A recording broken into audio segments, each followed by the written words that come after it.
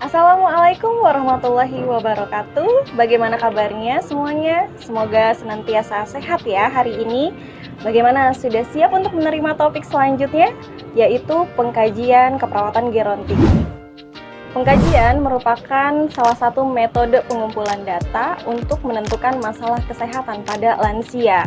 Pengkajian lansia dimulai dari identitas lansia, yaitu nama, usia, jenis kelamin, pendidikan, agama, status kesehatan, suku, dan selanjutnya riwayat kesehatan. Riwayat kesehatan terdiri dari riwayat kesehatan saat ini, yaitu keluhan klien, kemudian riwayat kesehatan dahulu, dan riwayat kesehatan keluarga.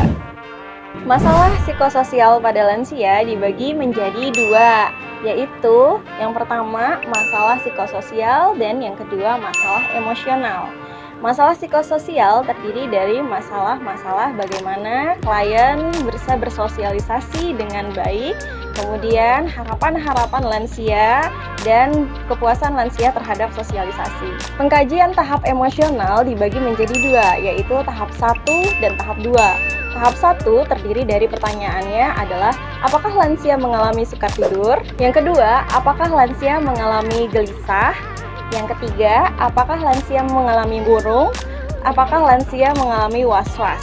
Apabila jawaban lansia lebih dari satu atau satu jawaban iya dari pertanyaan tadi, maka lanjut ke tahap kedua.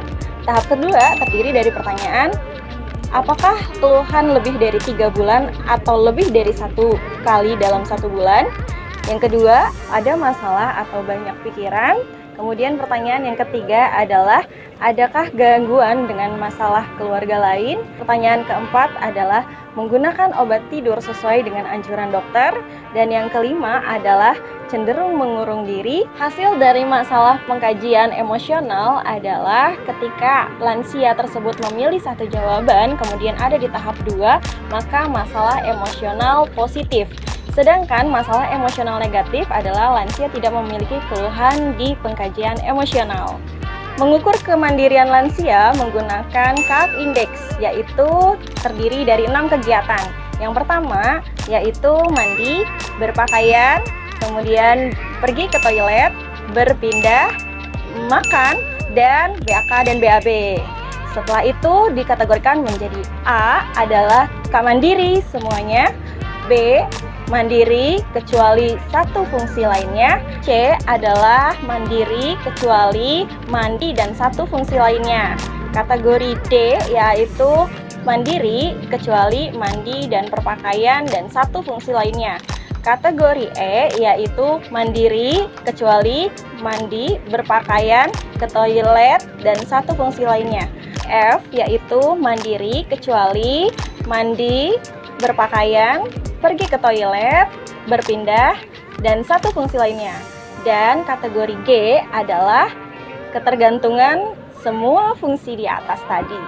Oleh karena itu, kita bisa menentukan CAP Index lansia berdasarkan kategori tadi. Selanjutnya, kita akan melakukan pengkajian menggunakan SPMSQ, yaitu Short Portable Mental Status Questionnaire. Di dalamnya ada 10 pertanyaan.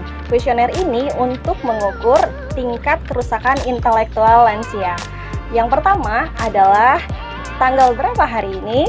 Yang kedua, hari apa sekarang? Yang ketiga, apa nama tempat ini? Yang keempat, di mana alamat Anda? Yang kelima, berapa umur Anda? Yang keenam, kapan Anda lahir? Yang ketujuh, siapa Presiden Indonesia saat ini? Yang kedelapan, siapa Presiden Indonesia sebelumnya? Yang kesembilan, siapa nama ibu kandung Anda? Dan yang ke-10 adalah angka hitungan 20 dikurangi 3, dikurangi 3 lagi, kemudian dikurangi 3 lagi. Kemudian jawabannya yang salah itu menjadi indikator interpretasi dari kuesioner ini. Interpretasi dari kuesioner tadi adalah apabila salah 0 sampai dengan 3, yaitu fungsi intelektual utuh. Kemudian salah 6 sampai dengan 8, yaitu kerusakan intelektual sedang. dan salah dari 9 sampai dengan 10, yaitu kerusakan intelektual berat. Selanjutnya, pengkajian resiko jatuh pada lansia menggunakan Score More 4 Scale, yaitu pengkajian lansia resiko jatuh terdiri dari 6 pertanyaan. Yang pertama yaitu riwayat jatuh. Apakah lansia pernah jatuh dalam 3 bulan terakhir? Jika iya, nilainya 25. Maka jika tidak, nilainya 0. Yang kedua, yaitu diagnosa sekunder. Apakah lansia memiliki lebih dari satu penyakit? Jika iya, nilainya 15. Dan jika tidak, nilainya 0. Yang ketiga, yaitu alat bantu jalan, di mana lansia bed rest atau dibantu pelawat. Nilainya 0. Kemudian menggunakan kruk, tongkat atau walker, nilainya 15. Dan berpegangan pada benda-benda di sekitar, nilainya 30. Yang keempat adalah terapi intravena. Jika iya, maka nilainya menjadi 20. Dan jika tidak, nilainya 0. Kemudian yang kelima adalah gaya berjalan atau cara berpindah, di mana normal ketika bed rest atau tidak dapat bergerak sendiri nilainya 0, sedangkan lemah nilainya 10, dan gangguan atau tidak normal adalah 20. Kemudian yang terakhir, status mental, yaitu lansia menyadari kondisi dirinya, nilainya 0, dan lansia mengalami keterbatasan daya ingat, nilainya 15. Oleh sebab itu, dari kuesioner tersebut hasilnya dibagi menjadi 3 kategori, yaitu 0 sampai dengan 24, tidak berisiko, memerlukan tindakan perawatan dasar. 25 sampai 50, resiko jatuh rendah, di mana memerlukan tindakan pelaksanaan intervensi pencegahan jatuh standar. Kemudian lebih dari atau sama dengan 51, yaitu resiko jatuh tinggi, di mana memerlukan tindakan pelaksanaan intervensi pencegahan jatuh resiko tinggi.